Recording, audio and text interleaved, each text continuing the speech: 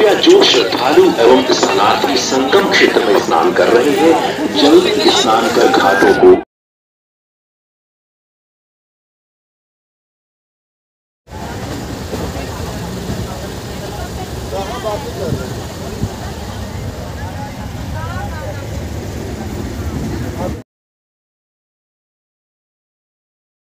Hello বন্ধুরা, কেমন আছো তোমরা সবাই? আশা করছি তোমরা সবাই ভালো আছো। বন্ধুরা, তোমরা জানো যে আমি গত দুদিন আগে গিয়েছিলাম প্রয়াগরাজের মহাকুম্ভ মেলায়। সেই কুম্ভ মেলার অভিজ্ঞতা আমি আপনাদের সাথে কিছুটা শেয়ার করব। সেখানে কোথায় ছিলাম এবং এখান থেকে কীভাবে আমি গেলাম, কোথায় থাকলাম, কেমন ভিড় আছে, সব এই ভিডিওর মাধ্যমে তোমাদেরকে বলার চেষ্টা করব। তো তোমরা এইরকম ফেস নিয়ে ভিডিও বানাচ্ছি, তাই একটু বলতে অসুবিধা হচ্ছে, তার জন্য সরি। তো চলো আমি কুম্ভ মেলায় কীরকমভাবে গিয়েছিলাম সেটা তোমাদের সাথে এবার আমি শেয়ার করি। কুম্ভ মেলাতে গিয়ে আমি সেরকম ভিডিও বানাতে পারিনি, কিন্তু কিছু কিছু ক্লিপ এমন রেখেছি যেটা দেখলে আপনাদের অনেক হেল্পফুল হবে। আমি কুম্ভ মেলায় গিয়েছিলাম গত 18ই ফেব্রুয়ারি সন্ধ্যে 6:50 Howrah Barmer superfast express. Howrah station থেকে ট্রেন ধরেছিলাম 12,323 হাওড়া বার্মের সুপারফাস্ট এক্সপ্রেস। এই ট্রেনটার টাইমিং অনেকটাই ভালো ছিল, তাই এই ট্রেনটাই আমরা চয়েস করলাম। কিন্তু এই ট্রেনটাই আমাদের মাঝ রাস্তাতে 4 ঘন্টা লেট করে দিয়েছে। প্রথমে আমরা বিকেল 4টের সময় হাওড়া স্টেশনে এসে জেনারেল ক্লাসের টিকিট কেটে আমরা দাঁড়িয়ে পড়লাম হাওড়া থেকে যাওয়ার প্রয়াগরাজ 12,323 হাওড়া বার্মের সুপারফাস্ট এক্সপ্রেস। আর আমরা যে লাইনে দাঁড়িয়েছিলাম, লাইনে ভীষণ ভিড় ছিল, সেটা আপনাদের পাশে ছবি দিয়ে দেবো, দেখে নেবেন। কি দেখলাম আমি?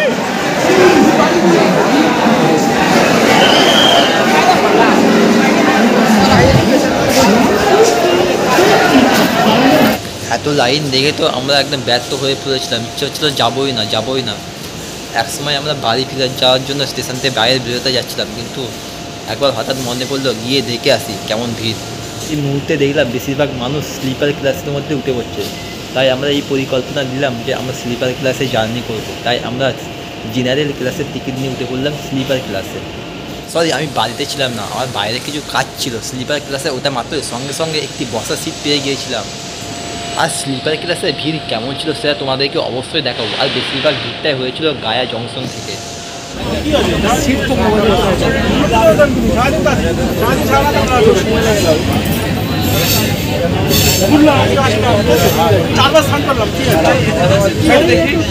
মধ্যে যে বসলাম আমরা একভাবে 12 ঘন্টা বসেছিলাম, এখানে ঘুমিয়েছিলাম এবং এখানে খেয়েছিলাম। 12 ঘন্টা কোনো টয়লেট কিংবা বাথরুমে একবারও যেতে পারিনি, কারণ স্লিপার ক্লাস হয়ে গেছিলো একদম জেনারেল ক্লাসের মতো অবস্থা। আর আমাদের ট্রেন যেহেতু রাত্রের বেলায় চলছিল, তাই আমাদের রেল লাইনের ধার দিয়ে পাহাড়, বিভিন্ন ধরনের গুহা, নদী, নালা ইত্যাদি গেছিলো, কিন্তু আমরা চোখে দেখতে পাইনি, বাইরে ভীষণ অন্ধকার ছিল। যখন সকাল 6টা বাজলো আমাদের ট্রেন তখন মুঘল সরাই মানে দীনদয়াল উপাধ্যায়। আর আমাদের ট্রেনের প্রয়াগরাজে ঢোকার কথা ছিল 6:50, কিন্তু আমাদের ট্রেন ঢুকলো 10:50, 4 ঘন্টারও বেশি লেট। তারপর প্রয়াগরাজ জংশনে নেমে বিভিন্ন ধরনের টোটো কিংবা অটো দেখতে পাওয়া যাবে, যেটা সংগ্রাম অবধি নিয়ে যাবে না। সংগ্রামে 3 কিলোমিটার আগে নামবে দেবে, সেখানে আপনাদের করে পায়ে হেঁটে যেতে হবে। আর এর থেকে বেশি ইন্টারেস্ট হচ্ছে প্রয়াগরাজ জংশন থেকে তো আপনি ভালোভাবে বেরিয়ে যাবেন, কিন্তু ঘুরতে গেলে আপনাকে 10 কিলোমিটার এক্সট্রা ঘুরতে হবে। সেটা আপনাদেরকে একটু পরে বোঝাচ্ছি, এখন আগের কথাগুলো শুনুন। দেখো, আমরা পায়ে হেঁটে চলে আসলাম একদম সংগ্রামে। আমরা গঙ্গা, যমুনা, সরস্বতী এই মিলনস্থলে যাইনি কোনো। আর যেখানেই দেখবেন সেখানেই লোকে ভর্তি, ভীষণ ভিড়। রাস্তাঘাট শুরু করে সব জায়গায়, গেট ফেট সব জায়গায় ভীষণ ভিড়। এমনকি টিকা ফুলগুলো যে রয়েছে 14টা না কটা ফুল আছে আমি জানি না, ভীষণ ভিড়। আমরা স্নান কমপ্লিট করে বাইরে থেকে আখের রস এবং কিছু কচুরি খেয়ে আমরা বাইক ভাড়া করে গিয়েছিলাম প্রয়াগরাজ সংগ্রাম থেকে প্রয়াগরাজ জংশন স্টেশনের দিকে। আমাদের থেকে ভাড়া নিয়েছিল 150 টাকা, কিন্তু আমাদের ভীষণ উপকার হয়েছে, কারণ 10 কিলোমিটার এক্সট্রা ঘুরেছে বাইকওয়ালা। স্টেশনে ঢোকার আগে কাউন্টার টিকিট অবশ্যই দেখবে। আর যারা কানপুরে বা দিল্লির দিকে যাবে তাদেরকে 1 নম্বর কিংবা 2 নম্বর প্ল্যাটফর্মের দিকে যাওয়ার অ্যানাউন্স। যারা আমাদের বিহার, বেঙ্গল কিংবা ঝাড়খণ্ডের দিকে যাবে তাদের প্ল্যাটফর্ম নাম্বার 3 অথবা 4-এর দিকে আসতে হবে। আর আমরা রিটার্ন আসলাম যোধপুর থেকে হাওড়া সুপারফাস্ট এক্সপ্রেস। এই ট্রেনে আমাদের রিটার্ন আসার কোনো কথাই ছিল না, কারণ এই ট্রেনটি ছিল 2 ঘন্টা লেট।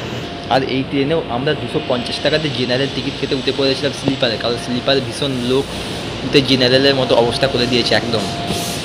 আর তোমাদের আসার কথা যদি বলি, তোমাদের চাইলে ইচ্ছে হলে একবার অবশ্যই ঘুরে যান, কারণ এই জীবন আর দ্বিতীয়বার আসবে না। আপনি তো 6 বছরে কিংবা 12 বছরে কুম্ভ মেলা অবশ্যই দেখতে পাবেন, কিন্তু 144 বছর হওয়ার মহাকুম্ভ মেলা আপনি আর কোনোদিন দেখতে পাবেন না, যেটা 26শে ফেব্রুয়ারি অবধি লাস্ট হবে। আর এই ভিড়ের মধ্যেই ছিল আমার সাথে একটা ফিমেল বন্ধু, মানে ট্রেনের মধ্যেই আলাপ হয়েছিল, ভীষণ ভালো লাগলো কথা বলে।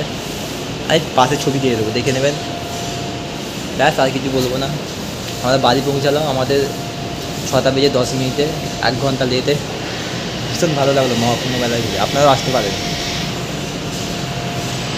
কেমন লাগলো এই অভিজ্ঞতাটা তোমরা কমেন্ট করে জানাও। है पावन संगम की धरती ये